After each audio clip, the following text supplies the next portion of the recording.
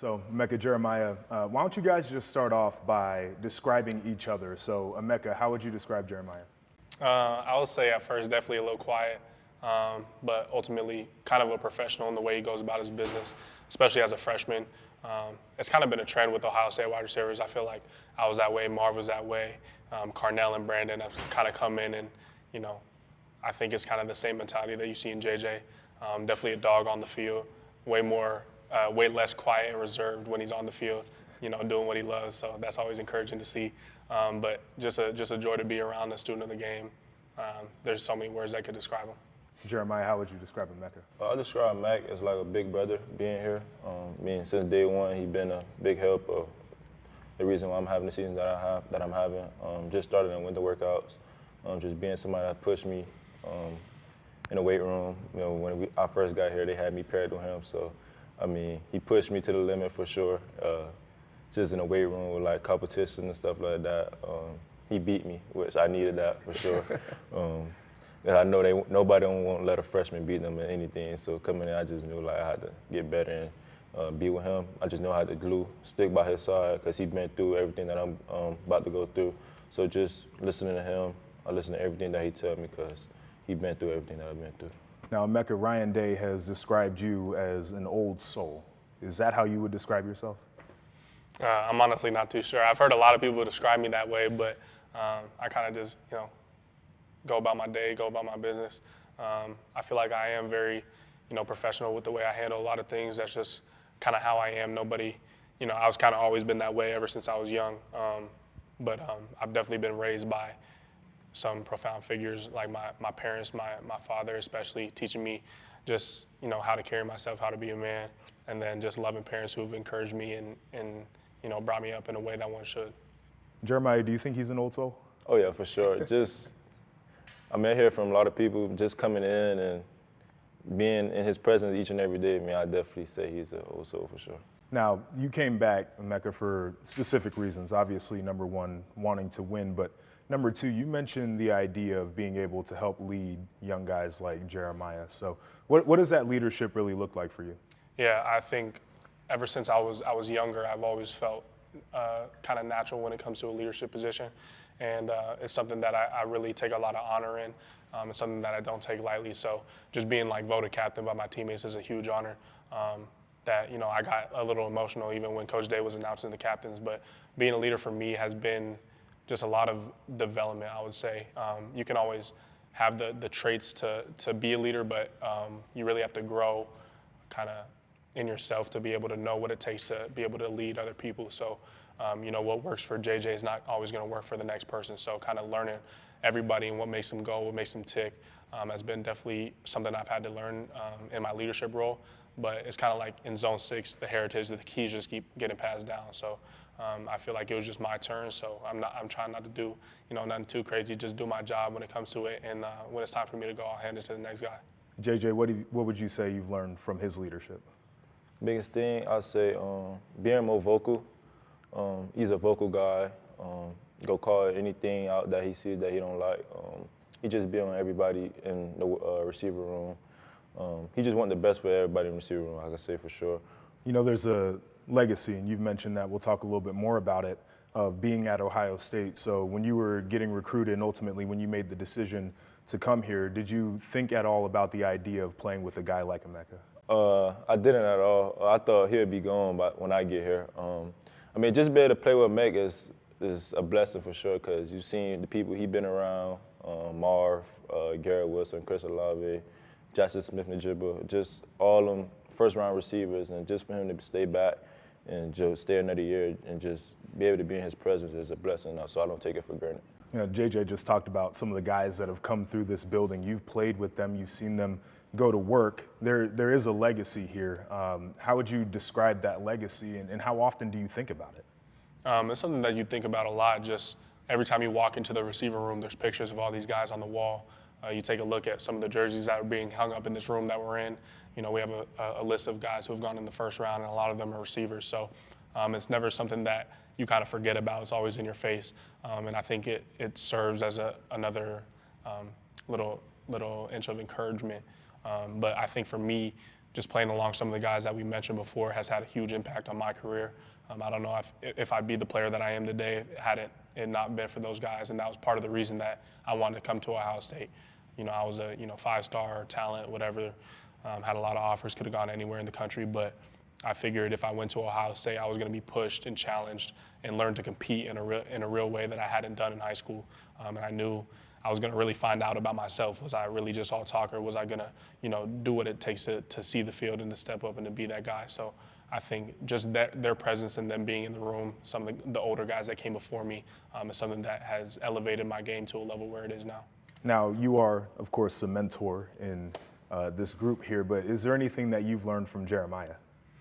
Yeah, for sure. I think Jeremiah, when it comes to the parameters of the football field and the weight room, JJ doesn't really have an off switch. He's always on go. So I think that's something sometimes you can get into cruise control when you're kind of just doing the same things. It's monotonous at times, whether it's winter workouts, summer workouts. But JJ's always on go. He's always giving it his best effort, whether it's in the weight room or on the field. So just seeing that, especially from a dude as young as he is, kind of lit a fire underneath me. And as he said, he was kind of working out with me when he first came in, and we were facing off against each other in a lot of competition. So it was good for me to be able to have that matchup with someone who challenged me and pushed me. So I think, that's something I've learned from JJ. All right, so JJ, you've come in, you've put the work in, and now we're starting to see some of the hype, right? People are really talking about this star freshman from Ohio State. Is the hype something that you try to block out, or is it something that you embrace? I try to block all the hype out. Just because I was the #1 player in the country coming in, so I knew just coming in, I know it's gonna be a lot of hype surrounding around me. But I just kept my head down and not be a guy that just all hype coming in. So just want to be a guy that impress my teammates, impress my coaches, and just make plays. All right, but when you've got a guy like LeBron James shouting you out, that's got to be really difficult to ignore. Yeah, for sure. It's a blessing for sure, and I can't thank LeBron enough for that. It's a legend right there. Just can't thank him enough. All right, so at this point, we've watched numerous phenomenal one-handed catches. Are you trying to see how many of those you can pull off? Do you know that you can use 2 hands to catch a football? Yeah, I know I can, but I just feel like I could use 1 too as well. So just got to make plays. That's all. All right, Emeka, looking at the team perspective right now, you've been a part of a number of really talented teams here, but this one certainly feels different. You came back for very obvious reasons there. What do you think the ceiling is for this team? I honestly don't think we have one. There's been a historic, there's been a couple of historic teams throughout college football. You look at teams like 2019 LSU and all these great teams. But I think there's something about this team that is different than teams I've been a part of in the past. Not really when it comes to talent. We have real talent at every single position, but Ohio State's always going to have talent. It's really just come with the leadership and the guys who have decided to come back their senior year. It's not always like that for every program in the country. A lot of people are seeking to go to the next level, and it's kind of me, but that was never our intent, especially in my class. We wanted to do something bigger than ball and kind of just play for one another. So I think the level of leadership that we have, the camaraderie that we have is definitely levels above any team I've been a part of. You talked about talent briefly, and it says it's not really about the talent. This is a very talented football team, though. So you go up against the guys in practice on defense, and you see, obviously, the rest of the guys on your offense, the running back room, the other wide receivers, the offensive line. Tell me about the talent of this team. Yeah, I think it makes Saturdays relatively easy. The best cornerbacks in the nation, I go against them every single day in practice. So when it comes to Saturday, I'm not really worried about too much. I've kind of seen what the top talent looks like. And I've succeeded against it. They've given me my fair share of L's on the field too, and we're always pushing back and forth on each other, getting each other better. So, you look at our running back room, the most talented running back room in the country, the wide receiver room, most talented wide receiver room in the country. We have a quarterback who transferred in and is doing his thing. Offensive line has been working. A lot of hate came towards our offensive line, especially in the last few years, but they've been working this season and been grinding and getting each other better. We have the #1 rated defense throughout 6 weeks of the season, so I think all the pieces finally came together. And this is also one of the first seasons I've been a part of where we actually utilized the portal more in the past, more than we have in the past. We got Caleb Downs, Will Howard, all these guys, Quinshon Judkins. So we've never really gone too deep in the portal in the past, but I think this year that was something that Coach Day kind of decided to do, and we definitely reaped the benefits of that. JJ, tell me from your perspective, young guy coming into the program, what did you notice about the talent here? Something I've never really been around. I mean, being from Florida, you see all the talent, but like from different areas, like Quinshon, very talented. It's different for sure. Trey, Matt, JT, Jack, Denzel Burt, IGB, Lathan, Jordan Hancock, just all them guys that chose to came back. Very talented, but just be able to compete against those guys each and every day just make me better. Like Matt says, it's gonna make game day very easy for me for sure. What do you guys think the opposing team feels when you step out onto the football field? I think opposing teams are always really excited to play us, especially because they know if they take down the Buckeyes, it's going to go down in history. They have a chance to put really great film up against us, but I think it's different once the ball's snapped. They kind of can tell it's serious, and so we try not to focus too much on the teams that we play and the opponents that we have. We go in week by week expecting to dominate whoever lines up across from us. So we're gonna face a ton of talented opponents in the future of the season, but it's always been about us. Now, looking at Oregon specifically, big matchup here. It's number 2, it's number 3, going on the road. What type of challenge do they present? I would say they're a very fast team, like Matt said, very fast team. Probably the fastest team we ever go face this year. But like Matt said, I don't think that's what's going to come down to. It's going to come down to who the most disciplined. I feel like we're the most toughest team in the country, and we show that each and every week. So yeah, for sure. Emeka? Yeah, I think that these are kind of the games you come to Ohio State for, the big matchups, 2 versus 3, and we're excited to welcome them to Big Ten ball. They've played a couple conference games, but you join the Big Ten to be able to play teams like Ohio State, Penn State, Team Up North. So I think this is a matchup that's been long awaited. It's been on the schedule for months and months now. It's no surprise that we're playing each other, and it's also no surprise that we're both undefeated. We kind of expected this going into it, so we kind of knew what the stage was going to be at this point in the season. So we can't do anything to play them right now. We just have to have a great practice today, great practice tomorrow, great preparation leading up to Saturday. And once the ball hits the foot, we'll have extreme confidence. Now, you mentioned the welcome to Big Ten football, and people have kind of talked about the adjustment of the new teams coming in and what would it look like on the field. How do you describe Big Ten football, and specifically, how would you describe Ohio State football? Yeah, I would say tough and physical. I think it's the brand of football that was intended to be played when the sport was first created. You look throughout the Big Ten, there's a ton of teams who just, smash mouth football. They're going to run the ball at you, 50 times a game. But we do have the talent on the outside to be able to do that. But paired with our running backs, we're able to play that brand of football as well. So I think Oregon brings kind of something different. They haven't always been known for smash mouth football. They have, elite athletes on the outside, elite speed. They have a great quarterback with a big arm. So I think, we're not sure what we're going to see Saturday, but we're able to fight both fights. Are you guys doing anything differently this week to prepare for the game?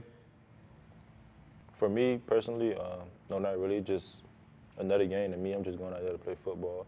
They're a big team, but I just feel like I'm sticking to my plan. That's what I've been doing for the last 5 weeks. So yeah, nothing different. Yeah, I think it's like JJ said, your routine is everything, and you can't put another team on a pedestal no matter how good, how talented they may be. We know Oregon is a good team. They're probably going to be the best team that we've played. We'll see on Saturday, but we're treating this week. Obviously we know the stage that it is. We know away games are never easy, especially on the road, traveling, getting -3 hours, all this type of stuff, jet lag. But we're preparing in every way that we have been during the season, that we've been successful in. Like I said, we don't put any game on a pedestal. Does the travel cause you guys to do anything different, or is it the same routine still? No, we're staying on Buckeye time. Buckeye time. Buckeye time. Game's at 7:30, not 4:30. All right, so Oregon has a really talented wide receiver room as well. People talked about it all offseason. It's Ohio State, it's Oregon, Ohio State. Is there any competition in your mind, any motivation to prove who has the best wide receiver group on Saturday? No, not really. I mean, just look at what we've been doing and versus what they've been doing. So I just feel like we're the best in the country. That's all I can say. Yeah, I think everybody throughout the country is competition. If you're a true competitor, you feel that way. So I think, there's always something to prove when it comes to Ohio State. But, if we end up beating Oregon and we only had rushing touchdowns that day, we're not going to feel any differently. We're playing as a team. We're playing for a team win. And at the end of the year, we'll look up and see where everything is. But we're not really focused on personal accolades. Those come and go, yards, touchdowns, all those things come and go. But having an undefeated season, whether it's strictly rushing the ball, if we strictly only score on defense, it doesn't really matter. We're just looking to at least be 1 point higher than the other team at the end of the day. Now, JJ, it seems like you and Will Howard have developed a connection. He knows if he puts it in the vicinity, you can come down with it. Describe your quarterback a little bit and what you see in his game. Leader, just a leader. Go facilitate me, just make sure everybody getting better each and every day. Go make sure everybody know what they're doing on the offensive side of the ball. Very cool guy outside the facility. But when we get on the field, just a whole different type of person. And like he said, when I'm single coverage or pressed or one-on-one, you just go throw it up, and I just got to come down with the ball and make a play. Now, Emeka, you've played for multiple quarterbacks here. Like, what stands out about Will Howard to you? I think Will is actually, he's a true field general. I think, kind of when you're in practice and we have the loudspeakers going because we're prepared to play for an away game, we have fan noise cheering and everything's loud. Maybe we're going on a silent count. Maybe we're going on 2. He's able to take command of the huddle. When all the stuff is flying, he's able to say, hey, get lined up there, get the running back in the backfield, make his read, throw the ball. So he's always very level-headed and calm when it comes to running the offense. And another thing I think about Will is just where he was at when he came in from Kansas State. He's coming into Ohio State, a much different offense, a much different environment and atmosphere than Kansas State was. And just his development from spring to fall camp to now has really been astounding to me. Just seeing the levels and the steps that he's taken every single day. I mean, he literally gets better every day. So I think, looking at the end of the season, people are going to see his true talent and his true potential. And I wouldn't be surprised if he's, considered the best quarterback in the nation. So we were talking before we got started here, and Ohio State is a tough place to remain grounded because you've got the media attention. Guys are talking about the NFL, and now we're living in a day and age where some people are worried about different NIL deals and things of that nature. How have you guys been able to stay grounded in this environment? I'll say, just for me personally, I don't like hearing about how good I am. I like to hear about things I need to improve on, because complacent is everything. That's one thing I don't want to get is complacent, because that's the worst thing ever. And so, me personally, I just block out all the noise and just find ways to get better each and every day. Just to, talk to Coach Harlan about things I need to get better on, and on the field, off the field. So, yeah. Yeah, I would say that kind of JJ is hitting on my exact thoughts. I think that, even the positive praise is actually more dangerous than the negative, because there, creeps in complacency sometimes with the negative praise. If you have the right mentality about it, it kind of puts a chip on your shoulder. But the positive praise is really something that you got to watch and be able to manage, because that can be overwhelming. I've dealt with the highs and the lows throughout all my career, my sophomore year and my freshman year coming in, being highly rated, receiving all the positive praise in the nation, and then, last year going through an injury, maybe not having the season that I necessarily wanted. But through it all, I think what's kept me grounded and humble has just been my faith in God.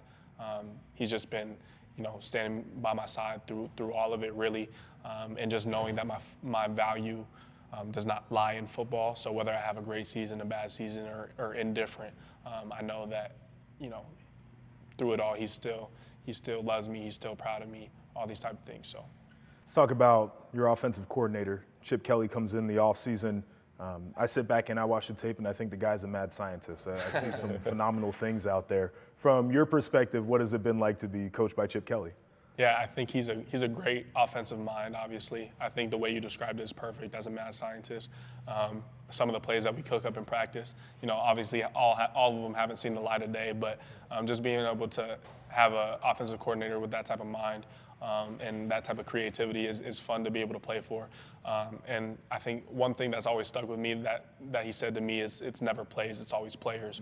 So he really trusts the people that we have on the field, the wide receivers, the quarterback, the running back. So being able to, he's just trying to get the ball in our hands in advantageous situations and let us do what we know best. JJ, how's that been for you playing for him in year one? It's been a blessing for sure. Just, probably one of the best offensive coordinator I ever got coached by.